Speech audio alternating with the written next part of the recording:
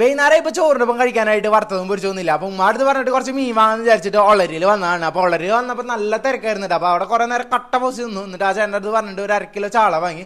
അതും നന്നാക്കി ഞാൻ വീട്ടിൽ വിട്ടു. വീട്ടിൽ വന്നപ്പോഴാണ് കിങ്ങിണി എന്നെ വിളിച്ചിട്ട് പറയണത്, മുന്നേ ഇങ്ങോട്ട് വായ നമുക്ക് പാനിപ്പൂരി കഴിക്കാൻ പോകുന്നത്. അപ്പൊ ഞാനും കിങ്ങിണിയും ഇവിടെ പാനിപ്പൂരി കഴിക്കാൻ വന്നു വാഴയുടെ അവിടെ. അങ്ങനെ ഞാനൊരു മസാല പൂരി 2 പാനിപ്പൂരി പീസും വാങ്ങി കഴിച്ചുട്ടാ. ഞങ്ങള് പാനിപ്പൂരി കഴിച്ചിട്ട് വീട്ടിൽ പോണ വഴിക്ക് കാണുന്ന കാഴ്ചയാണ്.